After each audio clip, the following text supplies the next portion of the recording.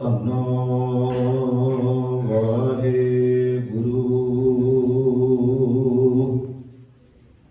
ਸਾਹਿਬ JIO. ਤੇਰੇ ਕਵਨ ਕਵਨ ਗੁਣ ਕਹਿ ਕਹਿ ਗਾਵਾਂ, ਤੋ ਸਾਹਿਬ ਗੁਣੀ ਨਿਧਾਨਾ। ਤੁਮਰੀ ਮਹਿਮਾ ਬਰਨ ਨਾ ਸਕੋ, ਤੂੰ ਠਾਕੁਰ ਊਚ ਭਗਵਾਨਾ। ਜੇਤਾ ਜੀਓ ਪਿੰਡ ਸਭ ਤੇਰਾ, ਤੂੰ ਅੰਤਰ ਜਾਮੀ ਪੁਰਖ ਭਗਵਾਨ। ਦਾਸਨ ਦਾਸ ਕਹੈ ਜਨ ਨਾਨਕ, ਜਿਹਾ ਤੂੰ ਕਰਾਹੇ ਤੇਹਾ ਹਉ ਕਰੀ ਵਖਿਆਨ। ਧੰਨ ਵਾਹਿਗੁਰੂ ਜੀ। ਬਾਲ ਜਵਾਨੀ ਅਰ ਬਿਰਧ ਫੁਨ, ਤੀਨ ਅਵਸਥਾ ਜਾਨ। ਕਹੋ ਨਾਨਕ ਹਰ ਭਜਨ ਬਿਨਾ, ਬਿਰਥਾ ਸਭ ਹੀ ਮਾਨ।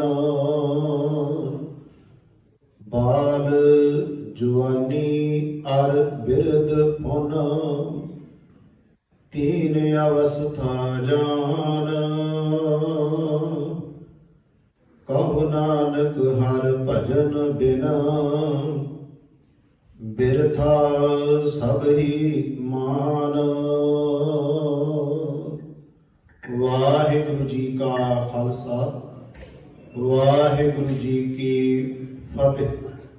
ਪਰਮ ਸਨਮਾਨਯੋਗ ਚਵਰ ਛਤਰ ਤਖਤ ਮਾਲਕ ਜੁਗੋ ਜੁਗ ਅਟਲ ਧੰਨ ਧੰਨ ਸਤਿਗੁਰੂ ਗੁਰੂ ਗ੍ਰੰਥ ਸਾਹਿਬ ਸੱਚੇ ਪਾਤਸ਼ਾਹ ਜੀ ਦੀ ਪਾਵਨ ਹਜ਼ੂਰੀ ਅੰਦਰ ਸੁਭਾਏਮਾਨ ਗੁਰੂ ਸਵਾਰੇ ਸਤਸੰਗੀ ਜਨੋ, ਸਤਿਗੁਰਾਂ ਨੇ ਰਹਿਮਤ ਬਖਸ਼ਿਸ਼ ਕੀਤੀ ਹੈ।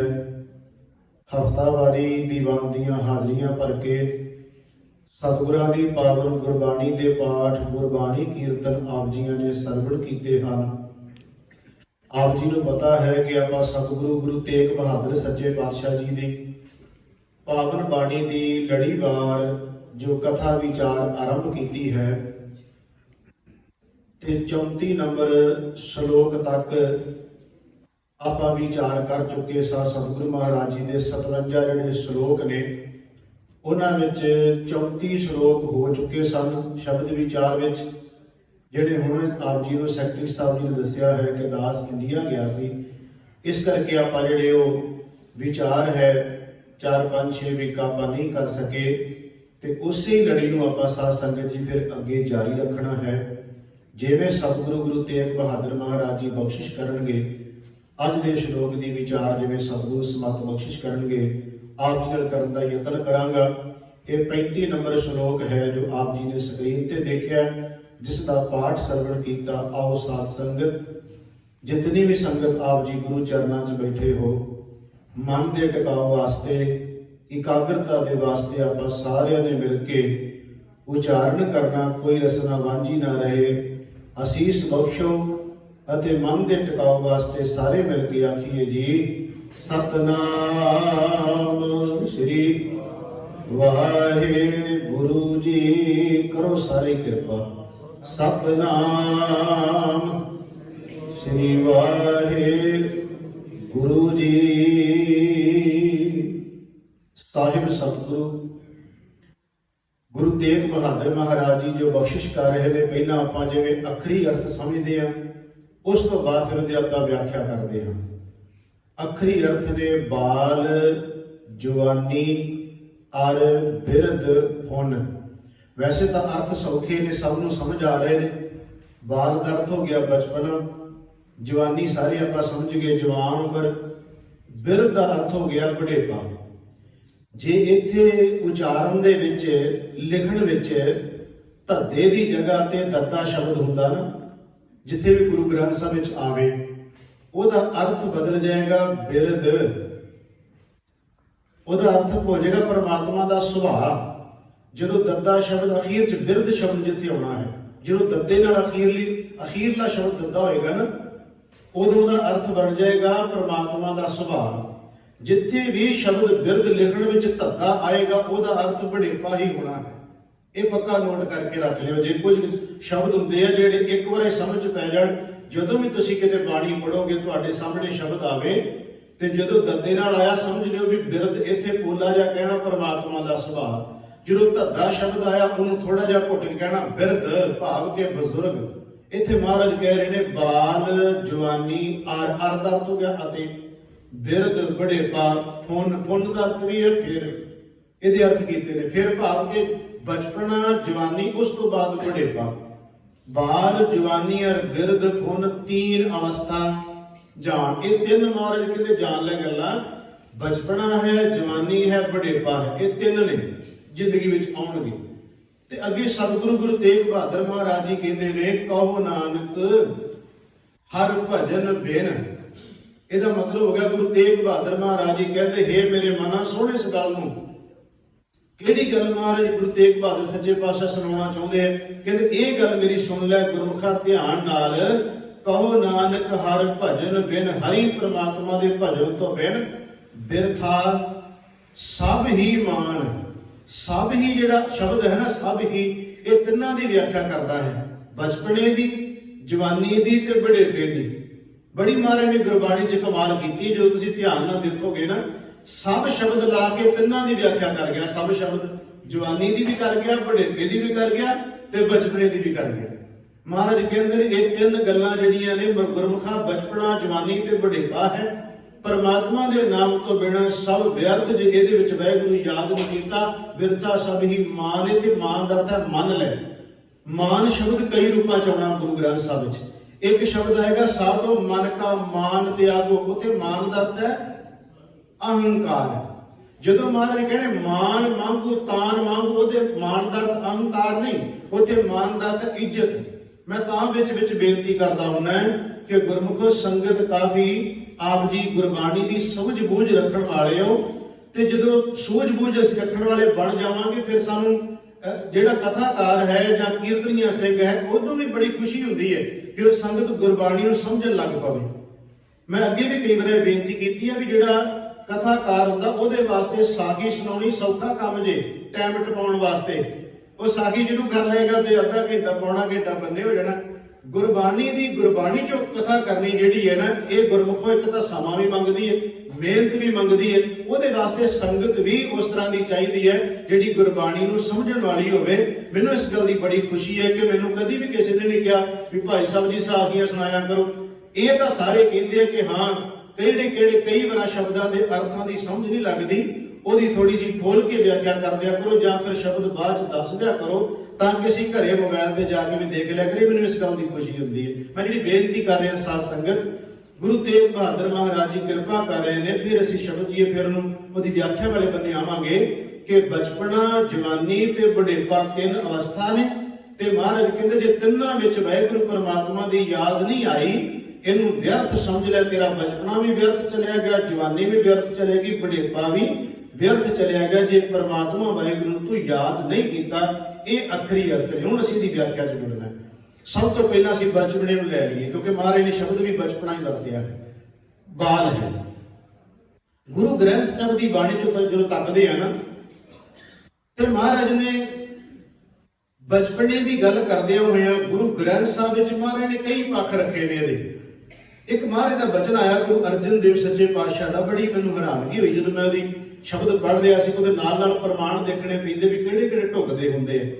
ਸ਼ਬਦ ਆਇਆ ਕਿ ਬਾਲ ਬੁੱਧ। ਮਹਾਰਾਜ ਨੇ ਕਿਹਾ ਕਿ ਹੇ ਪ੍ਰਮਾਤਮਾ ਵਾਹਿਗੁਰੂ ਪਰਮੇਸ਼ਰ ਨੂੰ ਪਾਇਓ ਬਾਲ ਬੁੱਧ ਸੁਖ ਰੇ। ਇਹ ਗੁਰੂ ਅਰਜਨ ਸਾਹਿਬ ਦਾ ਸ਼ਬਦ ਹੈ, ਪਾਇਓ ਬਾਲ ਬੁੱਧ ਸੁਖ ਰੇ। ਬੜੀ ਹੈਰਾਨਗੀ ਹੋਈ। ਗੁਰੂ ਅਰਜਨ ਦੇਵ ਜੀ ਕਹਿੰਦੇ ਉਦਨ ਜ਼ਿੰਦਗੀ 'ਚ ਸੁੱਖ ਆ ਗਿਆ ਜਿੱਦਨ ਮੈਂ ਬਾਲ ਬੁੱਧ ਪ੍ਰਾਪਤ ਕਰ ਲਈ। ਬਾਲ ਬੁੱਧ ਵਿੱਚ ਪਰਮਾਤਮਾ ਚੇਤੇ ਆ ਗਿਆ, ਸੁੱਖ ਮਿਲ ਗਏ ਸਾਰੇ। ਕੀ ਕਾਰਨ? ਅਗਲੀ ਤੁਕ ਚ ਮਹਾਰਾਜ ਦੀ ਫਿਰ ਵਿਆਖਿਆ ਕਰ ਦਿੰਦੇ ਨੇ, ਪਾਇਓ ਬਾਲ ਬੁੱਧ ਸੁਖ ਰੇ ਹਰਖ ਸੋਗ ਹਾਨ ਮਿਰਤ ਸੂਖ ਦੂਖ ਚਿਤ ਸੰਸਰ ਗੁਰ ਮਿਲੇ। ਇਹ ਤੋਂ ਕਹਿ ਗਏ ਗੁਰੂ ਅਰਜਨ ਦੇਵ ਮਹਾਰਾਜ ਜੀ ਕਹਿੰਦੇ ਬਾਲ ਬੁੱਧ ਵਿੱਚ ਸੁਖ ਕਿਉਂ ਮਿਲਿਆ? ਕਿਉਂਕਿ ਬਾਲ ਬੁੱਧ ਨੂੰ ਹਰਖ ਦਾ, ਸੋਗ ਦਾ, ਖੁਸ਼ੀ ਤੇ ਗਮੀ ਦਾ, ਹਾਨ ਦਾ ਅਰਥ ਹੋ ਗਿਆ ਲਾਭ, ਹਾਨੀ ਭਾਵ ਕੇ ਜਿਸ ਕਹਿੰਦੇ ਵੀ ਘਾਟਾ ਪੈ ਗਿਆ। ਮਹਾਰਾਜ ਕਹਿੰਦੇ ਬੱਚੇ ਨੂੰ ਕੋਈ ਨਹੀਂ ਪਤਾ ਦੁੱਖ ਕੀ ਹੈ, ਸੁੱਖ ਕੀ ਹੈ, ਸੋਗ ਕੀ ਹੈ, ਖੁਸ਼ੀ ਕੀ ਹੈ, ਗਮੀ ਕੀ ਹੈ, ਲਾਭ ਦੁੱਖ, ਘਾਟਾ ਕੀ ਹੈ, ਵਾਧਾ ਕੀ ਹੈ। ਤੇ ਮਹਾਰਾਜ ਕਹਿੰਦੇ ਇਸ ਦੁੱਖ ਤੇ ਇਹਦਾ ਮਤਲਬ ਹੋ ਗਿਆ ਉਸ ਬੁੱਧ ਵਿੱਚ ਬੱਚੇ ਨੂੰ ਇਸ ਗੱਲ ਦਾ ਕੋਈ ਗਿਆਨ ਨਹੀਂ ਹੈ ਵੀ ਖੁਸ਼ੀ ਕਿਹਨੂੰ ਕਹਿੰਦੇ ਆ, ਗਮੀ ਕਿਹਨੂੰ ਕਹਿੰਦੇ ਆ, ਹਾਨੀ ਕਿਹਨੂੰ ਕਹਿੰਦੇ ਆ, ਲਾਭ ਕਿਹਨੂੰ ਕਹਿੰਦੇ ਆ। ਮਹਾਰਾਜ ਕਹਿੰਦੇ ਜਦੋਂ ਇਹ ਚੀਜ਼ਾਂ ਆ ਗਈਆਂ ਇਹਦਾ ਮਤਲਬ ਹੋ ਗਿਆ ਸੰਸਾਰ। ਸੰਸਾਰ ਦਾ ਮਤਲਬ ਹੋ ਗਿਆ ਬਰਾਬਰ। ਮਹਾਰਾਜ ਕਹਿੰਦੇ ਜਦੋਂ ਬੁੱਧੀ ਇਸ ਗੱਲ ਦੀ ਵਿਆਖਿਆ ਕਰਨ ਲੱਗ ਪਈ ਨਾ ਕਿ ਸਾਰਾ ਕੁਝ ਇੱਕ ਬਰਾਬਰ ਸਮਝਣ ਲੱਗ ਪਏ, ਪਰ ਇਹ ਦਾਤ ਕਿੱਥੋਂ ਮਿਲੀ? ਮਹਾਰਾਜ ਕਹਿੰਦੇ ਗੁਰ ਮਿਲਿਆ। ਜਦੋਂ ਗੁਰੂ ਸਤਿਗੁਰੂ ਮਿਲ ਪਿਆ ਤਾਂ ਇਹ ਬਖਸ਼ਿਸ਼ ਪ੍ਰਾਪਤ ਹੁੰਦੀ ਹੈ। ਉਸ ਤਰ੍ਹਾਂ ਨਹੀਂ ਗੁਰਮੁਖੋ ਅਸੀਂ ਕਹਿ ਦਿੰਦੇ, ਪਰ ਇਹ ਹੁੰਦਾ ਬੜਾ ਔਖਾ। ਜਿਵੇਂ ਉਹਨੇ ਜ਼ਿਕਰ ਕਰਕੇ ਗਏ ਭਾਈ ਦਲਵੀਰ ਸਿੰਘ ਜੀ ਵੀ, ਮੈਂ ਵੀ ਜ਼ਿਕਰ ਕਰਨਾ ਸੀ ਇਸ ਗੱਲ ਦਾ ਕਿ ਭਾਈ ਜਸਵੀਰ ਸਿੰਘ ਜੀ ਸਾਡੇ ਗੁਰੂ ਘਰ ਦੇ ਕੀਰਤਨੀਏ, ਉਹਨਾਂ ਦੇ ਪਿਤਾ ਜੀ ਕੱਲ ਚੜ੍ਹਾਈ ਕਰਕੇ ਮੈਂ ਸੋਚਦਾ ਸੀ ਵੀ ਸ਼ਾਇਦ ਭਾਈ ਸਾਹਿਬ ਹਾਜ਼ਰੀ ਭਰਨਗੇ ਜਾਂ ਕਿਵੇਂ ਹੋਏਗਾ, ਕਿ ਜਦੋਂ ਇਸ ਤਰ੍ਹਾਂ ਦੀ ਵਾਪਰ ਜਾਂਦੀ ਬਹੁਤ ਔਖਾ ਹੁੰਦਾ।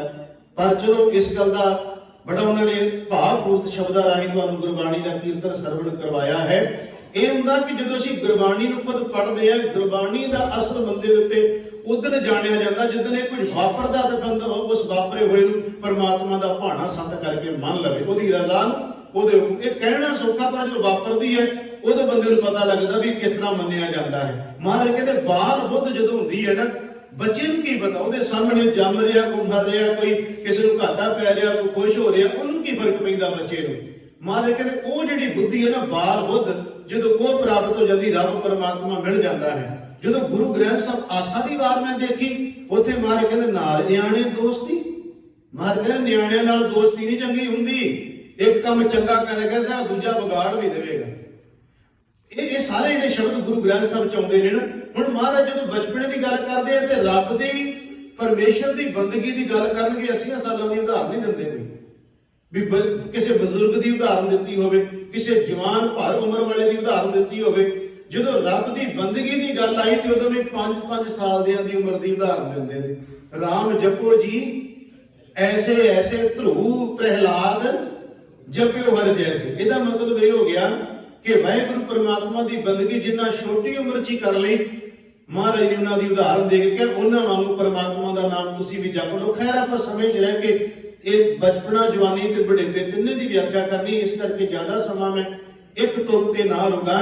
ਇੱਥੇ ਮਹਾਰਾਜ ਕਹਿੰਦੇ ਬਚਪਨਾ, ਬਾਲ ਉਮਰ। ਜਦੋਂ ਗੁਰੂ ਗ੍ਰੰਥ ਸਾਹਿਬ ਦੀ ਬਾਣੀ 'ਚੋਂ ਦੇਖਦੇ ਆ ਤੇ ਸਤਿਗੁਰੂ ਗੁਰੂ ਨਾਨਕ ਦੇਵ ਸੱਚੇ ਪਾਤਸ਼ਾਹ ਮਹਾਰਾਜ ਕਹਿੰਦੇ ਨੇ ਕਿ 10 ਬਾਲ ਤਨ 20 ਰਮਨ ਤੀਸਾ ਕਾ ਸੁੰਦਰ ਕਹਾਵੈ, 40 ਸੀ ਪਰ ਹੋਏ 85 ਪਗ ਕਿਸੈ, 60 ਕੇ ਬੁਢੇਪਾ ਆਵੈ, 70 का मतहीन 80 का व्यवहार ना पावे, नामे का से जान सी मूल न जाने अप बालर टंडोलम ढूंढम डिट में नानक जग धुएं का धौलर।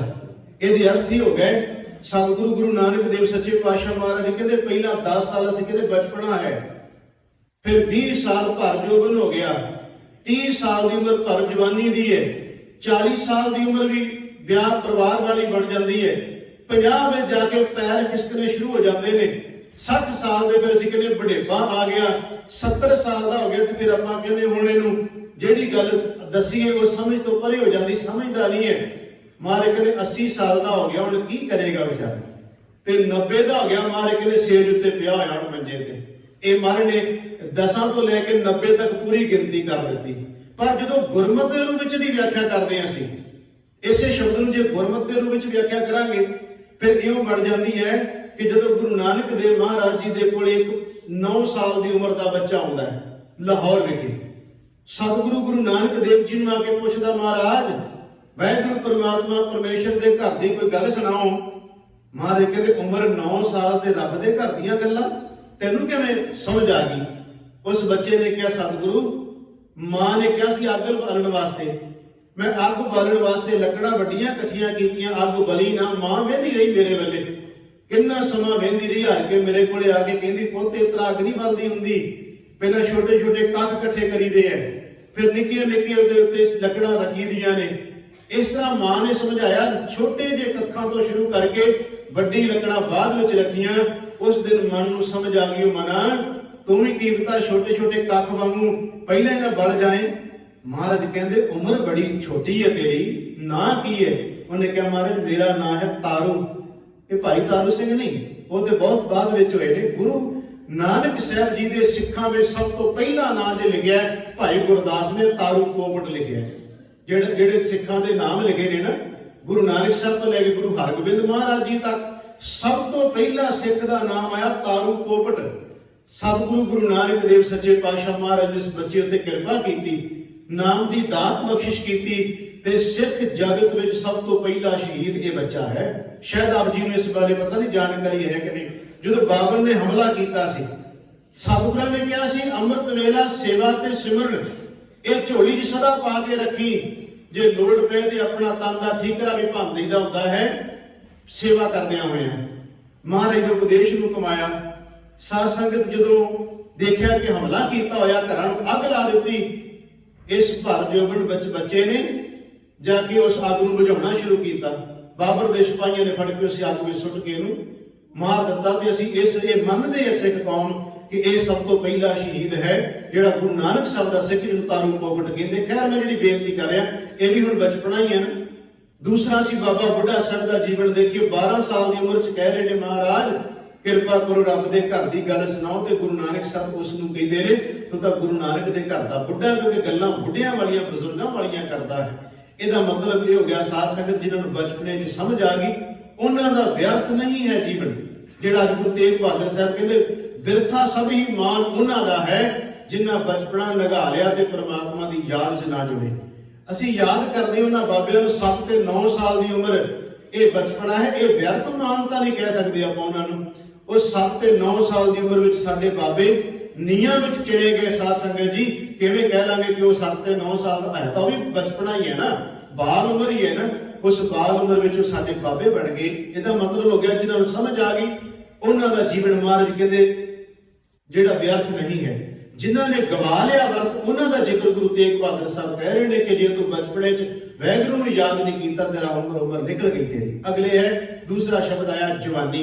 ਹੁਣ ਭਰ ਜੋਬਨ ਦੀ ਗੱਲ ਆ ਗਈ। ਇੱਕ ਗੱਲ ਚੇਤੇ ਰੱਖਿਓ, ਬਚਪਨੇ ਤੋਂ ਬਾਅਦ ਜਵਾਨੀ ਨੇ ਆਉਣਾ ਹੀ ਆਉਣਾ ਹੈ, ਇਹ ਸਾਨੂੰ ਸਭ ਨੂੰ ਪਤਾ ਹੈ। ਵਾਹਿਗੁਰੂ ਪਰਮਾਤਮਾ ਪਰਮੇਸ਼ਰ ਨੇ ਜਿਸ ਤਰ੍ਹਾਂ ਇਹ ਵਿਧ ਬਣਾਈ ਹੋਈ ਹੈ, ਵੈਸੇ ਸਾਨੂੰ ਇਸ ਗੱਲ ਦੀ ਸਮਝ ਤਾਂ ਨਹੀਂ ਕਿ ਬਚਪਨੇ ਤੋਂ ਬਾਅਦ ਜਵਾਨੀ ਆਵੇਗੀ, ਕਿਉਂਕਿ ਉਹ ਪਰਮਾਤਮਾ ਜਾਣਦਾ ਨਾ ਸਮਾਂ ਕਿੰਨਾ ਮਿਲਿਆ। ਪਰ ਜੋ ਤਰਤੀਬ ਵਾਰ ਵਿੱਚ ਦੇਖੀਏ ਬਚਪਨੇ ਤੋਂ ਬਾਅਦ ਜਵਾਨੀ ਆਉਂਦੀ, ਜਵਾਨੀ ਤੋਂ ਬਾਅਦ ਬੁਢੇਪਾ ਆਉਂਦਾ ਤੇ ਬੁਢੇਪੇ ਤੋਂ ਬਾਅਦ ਮੌਤ ਆਉਂਦੀ ਹੈ। ਇੱਥੇ ਮਹਾਰਾਜ ਕਹਿੰਦੇ ਹੁਣ ਜਵਾਨੀ ਭਰ ਜੋਬਨ ਆ ਗਿਆ। ਭਰ ਜੋਬਨ ਦਾ ਜ਼ਿਕਰ ਕਰਦਿਆਂ ਗੁਰੂ ਨਾਨਕ ਸਾਹਿਬ ਸੱਚੇ ਪਾਤਸ਼ਾਹ ਦਾ ਵਚਨ ਹੈ, ਤੀਜੇ ਪਹਿਰੇ ਰਹਿਣ ਕੇ ਬਣਜਾਰਿਆ ਮਿੱਤਰਾ ਧਨ ਜੋਬਨ ਸਿਓ ਚਿੱਤ, ਹਰ ਕਾ ਨਾਮ ਨ ਚੇਤੇ ਹੀ ਬਣਜਾਰਿਆ ਮਿੱਤਰਾ ਬੱਧਾ ਛੁੱਟੈ ਜਿੱਤ, ਹਰ ਕਾ ਨਾਮ ਨ ਚੇਤੇ ਪ੍ਰਾਣੀ ਬਿਗਲ ਭਇਆ ਸੰਗ ਮਾਇਆ, ਧਨ ਸੋ ਰੱਤਾ ਜੋਬਨ ਮਤਾ ਅਹਿਲਾ ਜਨਮ ਗਵਾਇਆ, ਧਰਮ ਸੇਤੀ ਵਪਾਰ ਨ ਕੀਤੋ ਕਰਮ ਨ ਕੀਤੋ ਮਿੱਤ ਕਉ ਨਾਨਕ ਪ੍ਰਾਣੀ ਤੀਜੇ ਪਹਿਰੇ ਧਨ ਜੋਬਨ ਸਿਓ ਚਿੱਤ। ਮਹਾਰਾਜ ਕਹਿੰਦੇ ਭਰ ਜੋਬਨ ਹੈ, ਇਸ ਭਰ ਜੋਬਨ ਦੇ ਵਿੱਚ ਧਨ ਤੇ ਵਿਸ਼ੇ ਅਵਤਾਰਾਂ ਵਿੱਚ ਪਿਆ ਰਿਓ ਤੇਰੀ ਜਵਾਨੀ ਨਿਕਲ ਜਾਏਗੀ। ਪਰ ਅਸੀਂ ਮੈਂ ਨਾਲ ਦੂਜਾ ਦੋਵੇਂ ਪੱਖ ਲੈ ਰਹੇ ਹਾਂ। ਮੈਂ ਖਾਸ ਕਰਕੇ ਅੱਜ ਜ਼ਿਆਦਾ ਪੋਜ਼ਿਟਿਵ ਗੱਲ ਇਸ ਕਰਕੇ ਰੱਖ ਰਿਹਾ ਕਿ ਅਸੀਂ ਜਵਾਨੀ ਨੂੰ ਜਿੰਨਾ ਸੰਭਾਲਿਆ ਪ੍ਰੇਰਨਾ ਉਹਨਾਂ ਤੋਂ ਲਈਏ। 25 ਸਾਲ ਦਾ ਗੱਭਰੂ ਹੈ, ਪਿੰਡ ਵਿੱਚੋਂ ਪਕੜ ਕੇ ਲੈ ਗਈ ਪੁਲਿਸ ਉਸ ਨੂੰ, ਜਾ ਕੇ ਜ਼ਕਰੀਆ ਦੇ ਦਰਬਾਰ 'ਚ ਪੇਸ਼ ਕੀਤਾ ਗਿਆ ਹੈ। ਉਹਨੂੰ ਕਿਹਾ ਤੈਨੂੰ ਡੋਲੇ ਮਿਲਣਗੇ, ਤੈਨੂੰ ਰਾਜ ਭਾਗ ਮਿਲੇਗਾ, ਦੁਨੀਆ ਦੀ ਧਨ ਦੌਲਤ ਸਭ ਮਿਲੇਗੀ, ਇੱਕ ਵਾਰ ਕਹਿ ਦੇ ਮੈਂ ਸਿੱਖੀ ਛੱਡੀ। ਉਸ ਸਿੱਖ ਨੇ ਕਿਹਾ ਮੈਂ ਗੁਰੂ ਗੋਬਿੰਦ ਸਿੰਘ ਦਾ ਸਿੰਘ ਹਾਂ, ਇਹ ਡੋਲੇ ਇਹ ਆਦਿਕ ਧਨ ਦੌਲਤ ਪਦਾਰਥ ਇਹਨਾਂ ਦੀ ਜ਼ਰੂਰਤ ਨਹੀਂ, ਇਹ ਲੋਕ ਤੋਂ ਤੇ ਸਾਨੂੰ ਸਤਿਗੁਰੂ ਨੇ ਬਚਾਇਆ ਹੈ, ਕਿਉਂਕਿ ਜ਼ਿੰਦਗੀ ਵਿੱਚ ਸਿੱਖੀ ਤਾਂ ਇੱਕ ਵਾਰ ਮਿਲਣੀ ਹੈ, ਕਮਾਈ ਜਾਂਦੀ ਹੈ। ਉਹਨੂੰ ਪੁੱਛਿਆ ਇਹਨਾਂ ਤੋਂ ਆਪਣੇ ਮਾਣ ਕਰਦਾ ਸਿੱਖੀ ਤੋਂ? ਨੇ ਕਿਹਾ ਹਾਂ ਮੈਨੂੰ ਆਪਣੇ ਗੁਰੂ ਤੇ ਵਿਸ਼ਵਾਸ ਹੈ, ਭਰੋਸਾ ਹੈ ਤੇ ਆਪਣੇ ਗੁਰੂ ਤੇ ਮਾਣ ਕਰਦਾ ਹੈ। ਉਹ ਹੈ ਭਾਈ ਤਾਰੂ ਸਿੰਘ ਕੂਲਿਆ ਨਗਰ ਵਾਲੇ। ਇਹ ਵੀ ਤਾਂ ਭਰ ਜੋਬਨ ਜਵਾਨੀ ਹੈ ਨਾ। 25 ਸਾਲ ਦਾ ਗੱਭਰੂ ਨੌਜਵਾਨ ਖੋਪਰ ਲੋਹਾ ਗਿਆ ਆਪਣਾ, पर रोमां की बेदबी नहीं होने देती। बाबा तारा सिंह वहां भी तो भर जोबन जवानी है। सुखा सिंह माड़ी कंबोगे वाला अमृत छक के घरे आया ते मैं सिर्फ प्रमाण दे रहा, साखियां नहीं सुना रहा, क्योंकि भाई तारू सिंह का जिक्र किया, उसकी साखी नहीं, मैं सिर्फ इशारा कर रहा। माड़ी कंबोगे का सुखा सिंह अमृत छक के घरे आया तो मां ने कहा, पोते तो पता पता सिंघां दा वैरी होया फिरदा, तैनूं भी मार देणगे सानूं भी मार देणगे। मां ने नींद दी गोलियां दे के पुत नूं समा दिता। दिन चढ़दे नूं उठिया ते सिर ते केस ही नहीं है। मां दे कोलों भुल तां होई, उन्हें पुत बचाउण वास्ते मोह च इंनी चली गई, सुते पए दे केस कतल कर दिते, जो इतिहास कह रहे हैं। दिन चढ़िया उठिया, जो हथ मार के वेख्या सिर ते केस ही कोई नहीं। सोचा भी मां बाप नूं की कहां, मां नूं तां कुछ कहण जोगा नहीं, बाप मां बाप नूं की आखां। मां तू एडा वड्डा पाप कीता है, आप ही तां लोरियां दे दे के मैनूं ਇਹ ਅਵਸਥਾ भी तो तू ही बनाई ना, भी गुरु दे सिख किदां दे हुंदे आ। अज मोह च आ गई है ते पुत दे केस कतल कर दित्ते, मैनूं गुरु दा सिख नहीं रहन दित्ता। ਇਹ ਪਿੰਡ ਦੇ ਖੂਹ ਦੇ ਵਿੱਚ ਜਾ ਕੇ ਛਾਲ ਮਾਰ ਗਿਆ। ਉਹ ਖੂਹ ਅੱਜ ਵੀ ਮੌਜੂਦ ਹੈ। ਖੂਹ ਦੇ ਵਿੱਚ ਛਾਲ ਮਾਰ ਦਿੱਤੀ, ਪਰ ਇਹ ਬਚ ਗਿਆ। ਕਿਸੇ ਨੇ ਲਾਗੋਂ ਲੰਘਦੇ ਹੋਇਆ ਵੇਖਿਆ, ਉਹਨੇ ਕਿਹਾ ਵੀ ਖੂਹ 'ਚ ਆਵਾਜ਼ ਆਈ ਹੈ। उसने पूछा भी तू कौन? कहता मैं सुखा सिंह। कहता खूह च छाल क्यों मारी? कह लगा की दसा, सतगुरु कलगियां वाले पातशाह दा सिख बनिया सी, अमृत छक के घरे आया सी। मां ने लालच वस आके, लोभ वस विच आके, मोह दे विच आके मां ने मेरे केस कतल करके सोचा मना हुण मर जाना ही चंगा है। उन्हें कहा जे ये गल तेरे मन विच मर जाना, अपने आप को कहना मर जाना चंगा, पर बाहर निकल जाके किते कौम दे नाल किते ਸਿੰਘਾਂ ਦੇ ਵਿੱਚ ਰਲ ਕੇ ਉੱਥੇ ਸ਼ਹੀਦ ਹੋ ਜਾ, ਨਾ ਆ ਜਾਏਗਾ। ਉਹਨੇ ਬਾਹਰ ਕੱਢਿਆ ਸੁੱਖਾ ਸਿੰਘ ਨੂੰ, ਬਾਹਰ ਕੱਢ ਕੇ ਇਹਨੂੰ ਫਿਰ ਉਸ ਵੇਲੇ ਸਾਧ ਸੰਗਤ ਜੀ ਜਿਹੜੇ 18ਵੀਂ ਸਦੀ ਵਾਲੇ ਸਿੰਘ ਸਨ, ਉਹਨਾਂ ਦੇ ਵਿੱਚ ਭਰਤੀ ਕਰਾ ਦਿੱਤਾ। ਇਹੀ ਸੁੱਖਾ ਸਿੰਘ ਮੁੜ ਕੇ ਆਪ ਜੀ ਨੂੰ ਪਤਾ ਹੈਗਾ ਮੱਸੇ ਰੰਗੜ ਦਾ ਸਿਰ ਵੱਢ ਕੇ ਲੈ ਗਿਆ ਸੀ ਸੁੱਖਾ ਸਿੰਘ ਅਤੇ ਮਹਿਤਾਬ ਸਿੰਘ। ਹੁਣ ਹੈ ਤਾਂ ਨਹੀਂ ਭਰ ਜੋਬਨ ਜਵਾਨੀ ਦੀ ਗੱਲ ਹੀ ਹੈ ਨਾ। ਉਸ ਭਰ ਜੋਬਨ ਜਵਾਨੀ ਵਿੱਚ ਡੋਲਣ ਤੋਂ ਬਾਅਦ ਵੀ ਗੁਰੂ ਨੇ ਕਿਰਪਾ ਕਰ ਦਿੱਤੀ, ਉਹ ਡੋਲਿਆ ਨੇ ਗੁਰੂ ਦਾ ਸਿੱਖ ਬਣ ਗਿਆ। ਮੈਂ ਤਾਂ ਕਹਿ ਰਿਹਾ ਕਿ ਵਿਅਰਥ ਉਹਨਾਂ ਦਾ ਜਿਨ੍ਹਾਂ ਨੇ ਸੰਭਾਲਿਆ ਨਹੀਂ, ਜਿਹੜੇ ਸੰਭਾਲ ਕੇ ਉਹਨਾਂ ਨੂੰ ਥੋੜਾ ਕਹਿ ਸਕਦੇ ਆ ਵੀ ਜਵਾਨੀ ਵਿਅਰਥ ਚਲੇ ਗਈ। ਬਾਬਾ ਫਰੀਦ ਸਾਹਿਬ ਦਾ ਬਚਨ ਹੈ। ਬਾਬਾ ਫਰੀਦ ਸਾਹਿਬ ਜੀ ਕਹਿੰਦੇ ਨੇ ਕਿ ਜੋਬਨ ਜਾਂਦੇ ਨਾ ਡਰਾਂ। ਇਹ ਬਾਬਾ ਫਰੀਦ ਸਾਹਿਬ ਦਾ ਸ਼ਲੋਕ ਹੈ। ਕਹਿੰਦੇ ਜਵਾਨੀ ਜਾ ਰਹੀ ਹੈ, ਮੈਨੂੰ ਇਸ ਗੱਲ ਦਾ ਖਤਰਾ ਕੋਈ ਨਹੀਂ, ਡਰ ਕੋਈ ਨਹੀਂ। ਜੋਬਨ ਜਾਂਦੇ ਨਾ ਡਰਾਂ, ਜੇ ਸ਼ਹਿ ਪ੍ਰੀਤ ਨਾ ਜਾਏ, ਫਰੀਦਾ ਕਿੱਤੀ ਜੋਬਨ ਪ੍ਰੀਤ ਬਿਨ ਸੁੱਕ ਗਏ ਘੁਮਲਾਏ।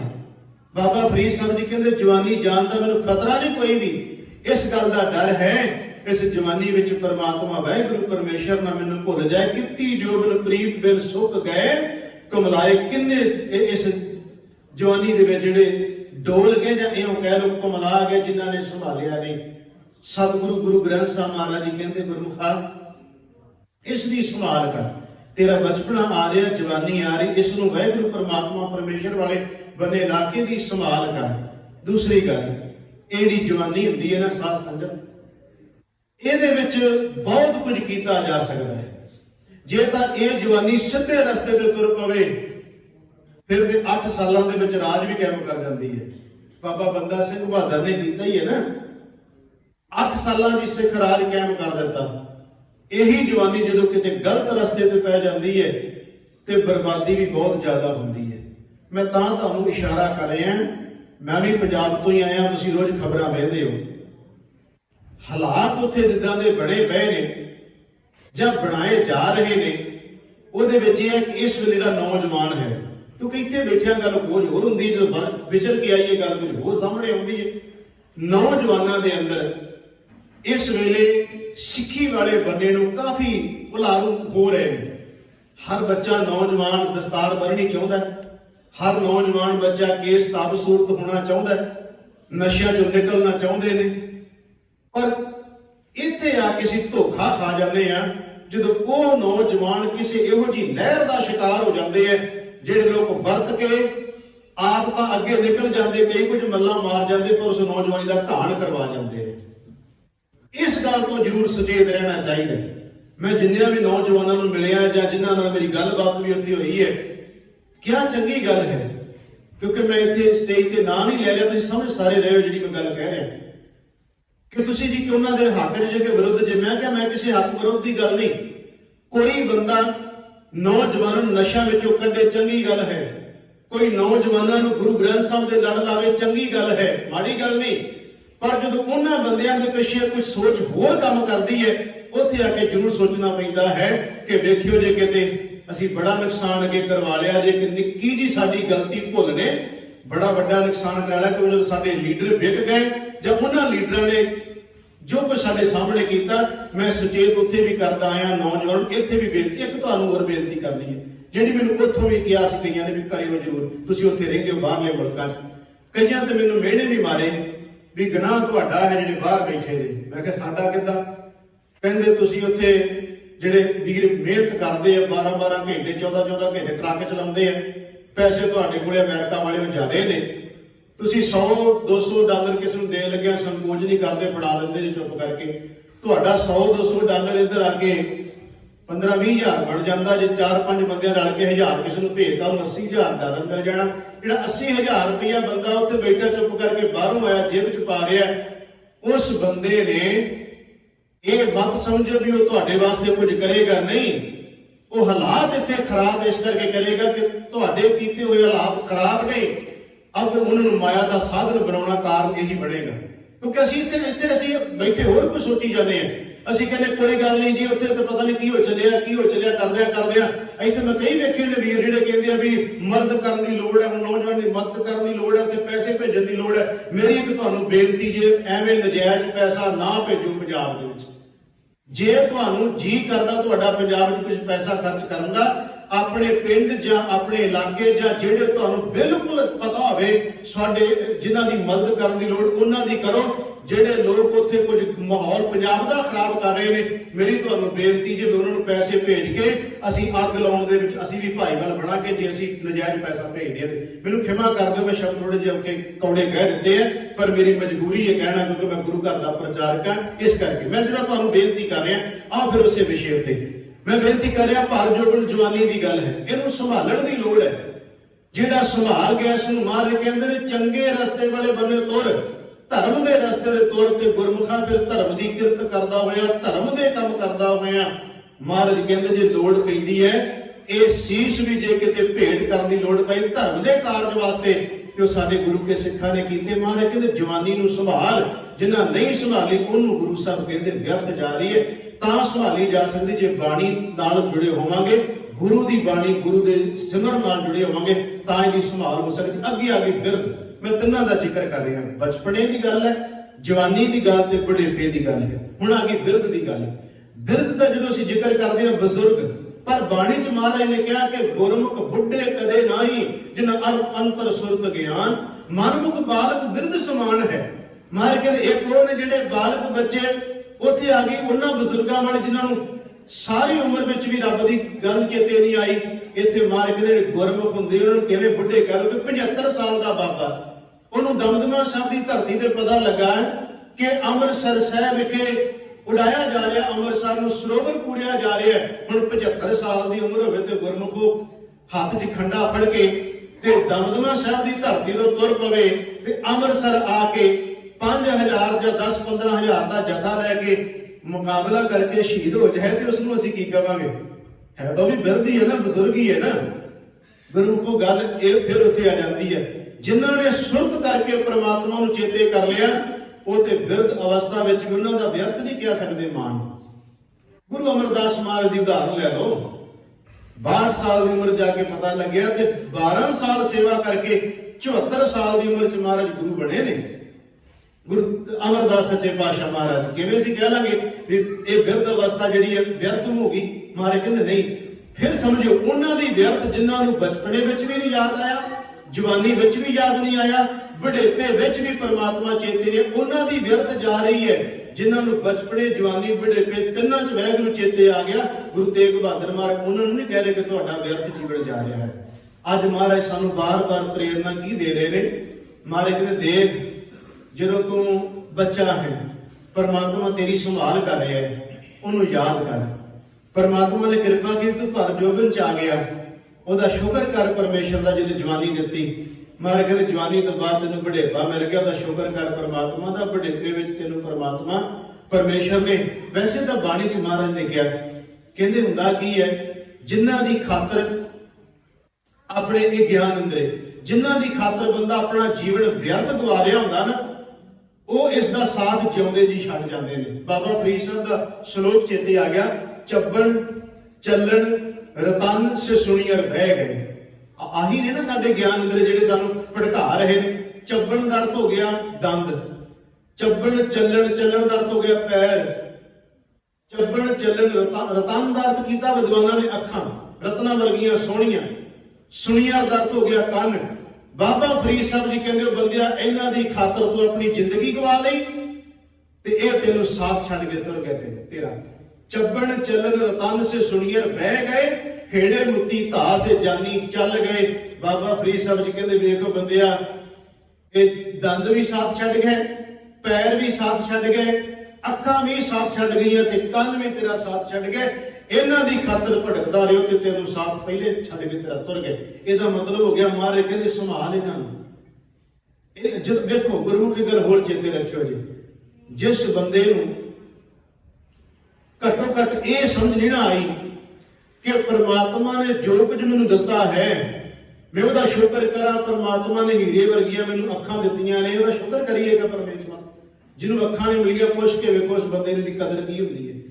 ਜਿਹਨੂੰ ਕੰਨ ਨਾ ਮਿਲੇ, ਹੁਣ ਸੁਣਦਾ ਨਾ ਹੋਵੇ, ਉਹਨੂੰ ਪੁੱਛੋ ਕੰਨਾਂ ਦੀ ਕਦਰ ਕੀ ਹੁੰਦੀ ਹੈ। ਜਿਹੜਾ ਬੰਦਾ ਚੱਲ ਨਾ ਸਕਦਾ ਹੋਵੇ, ਪੈਰਾਂ ਤੋਂ ਪੁੱਛੋ ਪੈਰਾਂ ਦੀ ਕੀ ਕਦਰ ਹੁੰਦੀ ਹੈ। ਜਿਹੜੇ ਬੰਦੇ ਦੇ ਹੱਥ ਨਾਲ ਕੰਮ ਕਰਦੇ ਹੋਣ ਜਾਂ ਹੱਥ ਨਾ ਹੋਵੇ, ਉਹਨੂੰ ਪੁੱਛ ਕੇ ਵੇਖੋ ਹੱਥਾਂ ਦੀ ਕੀ ਕੀਮਤ ਹੈ। ਤੇ ਗੁਰਮੁਖੋ ਜਿਹਨੂੰ ਸਭ ਕੁਝ परमात्मा परमेश्वर ने साडा सरीर ढांचा बना के दिता, जे फिर भी ਉਹਦਾ ਸ਼ੁਕਰ ਨਾ ਕਰੀਏ ਤੇ ਨਸ਼ੁਕਰ ਹੀ ਹੋ ਗਏ ਨਾ ਫਿਰ ਆਪਾਂ। ਇੱਥੇ ਮਹਾਰਾਜ ਕਹਿੰਦੇ ਨੇ ਵੇਖ परमात्मा परमेश्वर ने ਕਿਰਪਾ ਕੀਤੀ, ਤੇਰਾ ਇਹ ਤਿੰਨ ਅਵਸਥਾ ਤੇਰੇ ਤੇ ਆ ਰਹੀਆਂ ਨੇ, ਤਿੰਨਾਂ ਵਿੱਚ परमात्मा परमेश्वर ਨੂੰ ਯਾਦ ਰੱਖਣਾ। ਹੁਣ ਆਪਾਂ ਗੱਲ ਕਰ ਰਹੇ ਹਾਂ ਬਿਰਧ ਦੀ। ਮਹਾਰਾਜ ਕਹਿੰਦੇ ਬਜ਼ੁਰਗ ਗੁਰੂ ਨਾਨਕ ਸਾਹਿਬ ਸੱਚੇ ਪਾਤਸ਼ਾਹ ਦਾ ਤੁਹਾਨੂੰ ਸ਼ਬਦ ਮੈਂ ਪਹਿਲਾਂ ਸੁਣਾਇਆ ਜਦੋਂ ਜਵਾਨੀ ਦੀ ਗੱਲ ਕੀਤੀ। ਇੱਕ ਬੁਢੇਪੇ ਦੇ ਵਿੱਚ ਮਹਾਰਾਜ ਵੀ ਉਦਾਹਰਨ ਦਿੰਦੇ ਨੇ। ਸਤਿਗੁਰੂ ਮਹਾਰਾਜ ਕਹਿੰਦੇ ਚੌਥੇ ਪਹਿਰੇ ਰਹਿਣ ਕੇ ਬਣਜਾਰਿਆ ਮਿੱਤਰਾ ਲਾਵੀ ਆਇਆ ਖੇਤ। ਮਹਾਰਾਜ ਕਹਿੰਦੇ ਖੇਤ ਜਿਹੜਾ ਨਾ ਹੁਣ ਐ ਪੱਕਾ ਪਿਆ ਹੈ। ਚੌਥੇ ਪਹਿਰੇ ਰਹਿਣ ਕੇ ਬਣਜਾਰਿਆ ਮਿੱਤਰਾ ਲਾਵੀ ਆਇਆ ਖੇਤ। ਜਾਂ ਜਾਂ ਪਗੜ ਚਲਾਇਆ ਬਣਜਾਰਿਆ ਮਿੱਤਰਾ ਕਿਸੇ ਨੂੰ ਮਿਲਿਆ ਭੇਦ। ਭੇਦ ਚੇਤ ਹਰ ਕਿਸੇ ਨਾ ਮਿਲਿਓ, ਜਾਂ ਜਾਂ ਪਕੜ ਚਲਾਇਆ ਝੂਠਾ ਰੁਦਨ ਹੁਆ ਦੁਆਲੇ। ਖਿਰ ਮੈਂ ਭਇਆ ਪਰਾਇਆ ਸਾਈ ਵਸਤ ਪ੍ਰਾਪਤ ਹੋਈ, ਜਿਨ ਸੋ ਲਾਇਆ ਚੇਤ ਕਹੋ ਨਾਨਕ ਪ੍ਰਾਣੀ। ਚੌਥੇ ਪਹਿਰੇ ਲਾਵੀ ਲੁੜਿਆ ਖੇਤ। ਮਹਾਰਾਜ ਕਹਿੰਦੇ ਖੇਤ ਤੇਰਾ ਲੁਣ ਲਿਆ, ਭਾਵ ਕੇ ਸਮਾਂ ਆ ਗਿਆ ਅਖੀਰਲਾ। ਬਾਬਾ ਭਗਤ ਕਬੀਰ ਸਾਹਿਬ ਨੇ ਸ਼ਬਦ ਵਰਤੇ। ਭਗਤ ਕਬੀਰ ਸਾਹਿਬ ਜੀ ਕਹਿੰਦੇ ਨੇ ਕਿ ਹੇ ਭਾਈ ਦੇਖ परमात्मा ਵਾਹਿਗੁਰੂ ਪਰਮੇਸ਼ਰ ਨੇ ਜਿਹੜਾ ਉਹਨਾਂ ਨੇ ਵੀ ਜ਼ਿਕਰ ਕੀਤੀ ਹੈ। 12 ਵਰਸ ਬਾਲਪਨ ਬੀਤੇ, ਇਹਦੇ ਵਿੱਚ ਤਿੰਨੇ ਗਿਣ ਦਿੱਤੇ। 12 वर्ष बालपन बीते, 30 वर्ष का स्थापना कियो, 20 वर्ष का स्थापना कियो, 30 वर्ष का देव न पूजा, फिर पछताना बिरध भयो। तीनों गिनती करोगे 60 साल बन गए, 62 साल। 12 का तो 12 हो गया, 12 तो अगे आ गया 20, 20 तो 12 कितने हो गए 32, 32 के अगे आ गए 30, 30 ते 32 कितने 62 हो गए। 12 वर्ष बालपन बीते। देखो ਤੁਸੀਂ ਹੈਰਾਨ ਹੋਵੋਗੇ ਸਾਰਾ ਕੁਝ ਗੁਰੂ ਗ੍ਰੰਥ ਸਾਹਿਬ ਵਿੱਚ ਦਰਜ ਹੈ। ਹਰੇਕ ਮਹਾਰਾਜ ਨੇ ਪੱਖ ਰੱਖਿਆ। 12 ਦਾ 12 ਗਿਣਤੀ ਹੋ ਗਈ ਬਚਪਨਾ। 12 ਵਰਸ ਬਾਲਪਨ ਜਿਹੜਾ ਅੱਜ ਸ਼ਬਦ ਚੱਲ ਰਿਹਾ ਹੈ ਕਿ ਬਾਲ ਜਵਾਨੀ ਔਰ ਬਿਰਧ ਪੁੰਨ तीन अवस्था जान। इनते ये शब्द की आप व्याख्या कर रहे हैं। कबीर साहब कहते 12 वर्ष बालपन बीते, 20 वर्ष का स्थापना कियो। 12 साल निकल गए तेरे, 12 साल तू कुछ नहीं किया। पर मैं पहला जो पक्ष रख गया जी संगत बाद चाहिए, फिर एक बार उदाहरण दे दिया। पहला मैं पक्ष रख गया जवानी उन्होंने जिहड़ा जिक्र कर बीत गए, जिन्होंने व्यर्थ गवाया। पर 7 ते 9 साल के बाबे ने गुरु गोबिंद सिंह महाराज के पुत्र बाबा जोरावर सिंह फतेह सिंह, उन्होंने नहीं कह सकते कि 12 साल उतरे निकल गए, नहीं वो तो 7 ते 9 साल की है। इन्नी उम्र च बाबे बन गए। पर यह साडा जिक्र हो रहा अज के शब्द में, असी जिहड़ी उम्र लंघा लीए जां आउण वाली जिहड़ी उहनूं किवें संभालना है। कबीर साहब कहते 12 वर्ष बालपन बीते, 20 वर्ष कह लगे 20 साल भाव के हुण परमात्मा ने चेते नहीं किया। 12 ते 20 32 हो गए। इसका मतलब भर जोबन भी आ गया ना, जवानी का जिक्र आ गया। ਭਰ ਜੋਬਨ ਜਵਾਨੀ ਵਿੱਚ ਤੂੰ ਸੇਵਾ ਸਭਨ ਵਾਲੇ ਬੰਨੇ ਨਹੀਂ ਆਇਆ। 30 वर्ष का स्थापना कीओ, कह लगे 30 साल का हो गया ਤਾਂ ਵੀ ਤੈਨੂੰ परमात्मा वाहिगुरु ਦੀ ਭਜਨ ਬੰਦਗੀ ਵਾਲੇ बनने ਆ। 30 ਦਾ ਇਹ ਤਿੰਨਾਂ ਨੂੰ ਜੋੜ ਕਰੋਗੇ ਨਾ, ਇਹ ਹੋ ਜਾਣਾ 12 20 ਤੇ 30 62 ਸਾਲ। ਇਹਦਾ ਬੜੇ ਭਾਗ ਹੈ ਨਾ। ਕਬੀਰ ਸਾਹਿਬ ਜੀ ਕਹਿੰਦੇ ਤੂੰ ਯਾਦ ਕਿਹੜੇ ਵਰਸ਼ ਕਰੇਗਾ। फिर तो वेख्यो 12 वर्ष बालपन बीते 20 वर्ष का स्थापना कियो, 30 वर्ष कस देव ना पूजा फिर पछताना बिरद पयो मेरी मेरी करते जन्म गयो सायर सोग भुजंग वलियो। सायर सोग का मतलब हो गया ये जिंदगी का सरोवर सुक गया। भुजंग का अर्थ होंदा भुजा बाहां, इहदा बल भी चलिया गया। हुण की करदा बंदा, सूके सरवर पाल बंधावै लोड़े खेत हथ वार करे। सूके सरवर का मतलब हो गया ਹੁਣ ਬੰਦਾ ਕਹਿੰਦਾ ਚਲੋ ਸਾਰੀ ਨਿਕਲ ਗਈ, ਏਦਾਂ ਕਰੀਏ ਅਖੀਰਲੇ ਸਮੇਂ ਤੇ ਆ ਕੇ ਬੰਦਾ, ਵੈਸੇ ਮੈਂ ਇਹ ਕਹਾਂਗਾ ਅਖੀਰਲੇ ਸਮੇਂ ਤੇ ਆ ਕੇ ਵਿੱਚ ਤੇ ਆ ਜੇ ਰੱਬ ਤੇ ਤਾਂ ਵੀ ਮਾੜੀ ਗੱਲ ਨਹੀਂ ਹੁੰਦੀ, ਪਰ ਆਉਂਦਾ ਨਹੀਂ। ਕਬੀਰ ਸਾਹਿਬ ਕਹਿੰਦੇ ਯਤਨ ਕਰਦਾ ਹੁਣ ਤੇ ਇਹੋ ਜਿਹੇ ਯਤਨ ਜਿਵੇਂ ਸੁੱਕੇ ਸਰੋਵਰ ਨੂੰ ਕੋਈ ਵੱਟਾ ਮਾਰ ਰਿਹਾ ਹੋਵੇ, ਉਹਦਾ ਕੀ ਫਾਇਦਾ ਹੈ। ਲੂਣੇ ਖੇਤ ਹੱਥ ਵਾਰ ਕਰੇ, ਖੇਤ ਤਾਂ ਕੱਟਿਆ ਗਿਆ, ਉਹਨੂੰ ਵਾਰ ਕਰਨ ਦਾ ਕੀ ਫਾਇਦਾ ਹੁਣ। ਪਰ ਬਾਣੀ ਸਾਨੂੰ ਨੈਗੇਟਿਵ ਨਹੀਂ ਗੁਣ ਦਿੰਦੀ, ਫਿਰ ਮਹਾਰਾਜ ਚੁੱਕ ਕੇ ਪੋਜ਼ਿਟਿਵ ਕਰ ਦਿੰਦੇ ਆ।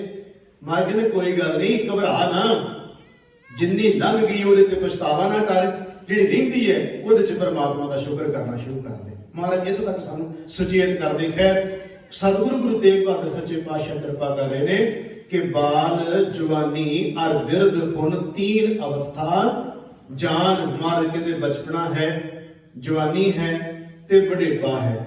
3 ਅਵਸਥਾ ਆਉਂਦੀਆਂ ਨੇ। ਤਿੰਨਾਂ ਦੇ ਵਿੱਚ ਮਹਾਰਾਜ ਕਹਿੰਦੇ ਕਹੋ ਨਾਨਕ ਹਰ ਭਜਨ ਬਿਨ, ਪਰਮਾਤਮਾ ਵਾਹਿਗੁਰੂ ਪਰਮੇਸ਼ਰ ਦੀ ਭਜਨ ਬੰਦਗੀ ਤੋਂ ਬਿਨਾ ਬਿਰਥਾ ਸਭ ਹੀ ਮਾਨ।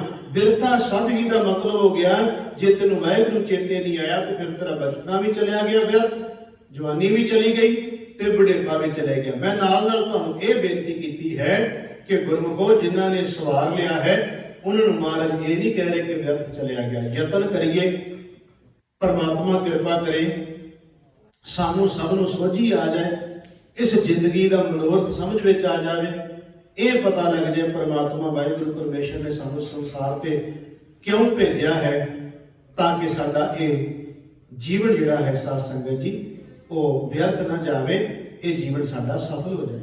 सतगुरु की बाणी, सतगुरु का इतिहास बार बार प्रेरणा दे के सानू सतगुरु महाराज जी इस बंदे लियाउंदे ने कि बंदिया परमात्मा ने दिता होया तेनू जीवन इहदी संभाल कर, ये व्यर्थ ना चलिया जाए, क्योंकि जिंदगी की बाजी एक बार हार गए वाहिगुरू परमात्मा नूं फिर पता कदों मुड़ के इस बाब किते बनदे है।